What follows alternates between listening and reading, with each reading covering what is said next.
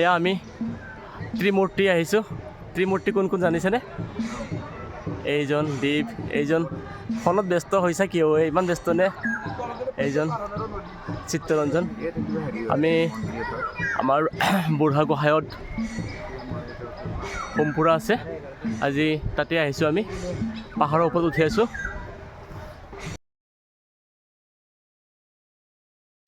ব'লা ব'লা।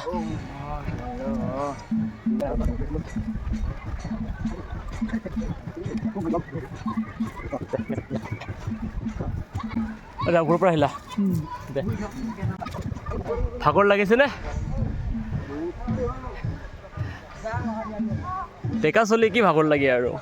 ডেকা চলি ভাগৰ নালাগে নহয়। ব'ল ব'ল ব'ল। সেইয়া ল'ৰা ছোৱালীবিলাক সেই কেনেকৈ নামি আহি আছে। তোমালোকৰ ভাগৰ লগা নাই ন? লাগিছে? এই এইটো ভাগৰ লাগিছিলে। এই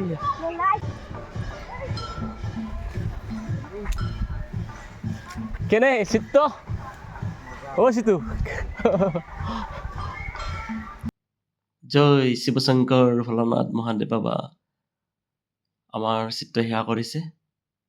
শিৱ বাবাই বুঢ়া গোহাঁইয়ে আশীৰ্বাদ কৰক, তাৰ আশাবোৰ গোটেইবোৰ আশা পূৰ্ণ কৰক, তাৰে কামনা কৰিলোঁ।